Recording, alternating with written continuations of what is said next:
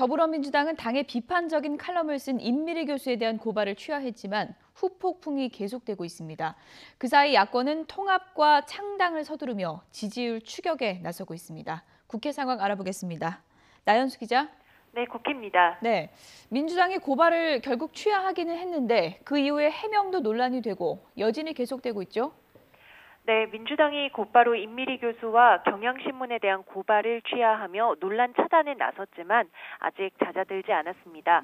민주당만 빼고라는 선언적인 칼럼 제목, 그리고 집권 여당이 필자와 언론사에 대해 고발로 맞선 상황 자체가 총선을 앞둔 정치권의 상징적인 사건으로 각인된 듯합니다.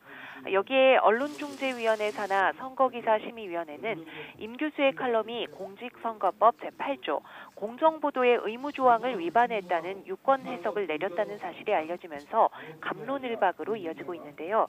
하지만 무엇보다 고발을 취하하고 해명하는 과정에서 당의 대응 방식이 매끄럽지 않았습니다. 문자 메시지를 통해 고발 취하 결정을 알리며 임 교수가 안철수 전 의원의 자문단 출신이라고 언급했다가 부랴부랴 정정하는 해프닝이 있었고요. 이 때문에 임 교수의 이력에 대한 말들이 퍼지자 임 교수가 직접 SNS를 통해 한나라당 서울시 의원 출마, 민주당 손학규 대선 캠프, 창조한국당 홍보부단장 이력을 설명하기도 했습니다. 엎친 데 덮친 격으로 정세균 총리가 소상공인들을 만난 자리에서 손님이 적어서 편하시겠네라고 한 발언도 도마 위에 올랐습니다. 야권은 현실에 대한 공감 능력이 없느냐며 일제히 비판을 쏟아냈는데요. 그러자 민주당 이해식 대변인은 개념 충만 발언이라면서 깊은 속정을 이해할 감수성이 정녕 없느냐고 반문했습니다. 논란이 커지자 결국 해당 영업주가 나서 농담조로 한 말이 엉뚱한 오해를 낳은 상황이 당혹스럽다고 말했고, 정 총리도 SNS를 통해 당시 상황을 해명하며 엄중한 시기에 오해를 사게 돼 유감이라고 밝혔습니다. 앞서 영입 인재에 대한 미투 파문이 불거지며 한 차례 진땀을 뺐던 민주당으로서는 이딴 악재를 바짝 경계하고 있습니다. 그간 야권 심판론만 밀어붙였을 뿐 총선에 대한 위기감이 부족했던 것 아니냐, 오만을 경계해야 한다는 자성의 목소리도 당 내부에서 나오고 있습니다.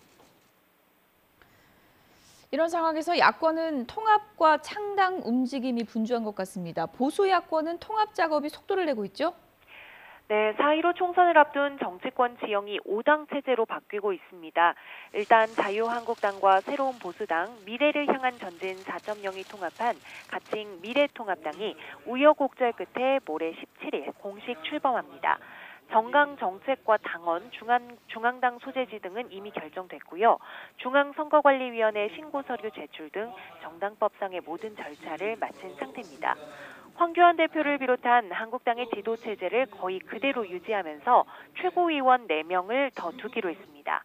보수 결집은 물론 민주당에 실망한 중도층 표심까지 사로잡아 총선에서 원내 일당을 빼앗겠다는 계획입니다. 안철수 전 의원이 중심이 된 가칭 국민의당 역시 다시 한번 안철수 바람을 일으키겠다고 준비하고 있고요.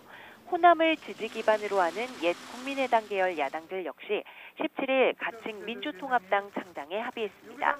다만 그간 이선 퇴진 요구를 받아온 바른미래당 손학규 대표는 여전히 합당 선언에 회의적인 입장을 보이고 있어 막판 변수가 될 수 있습니다.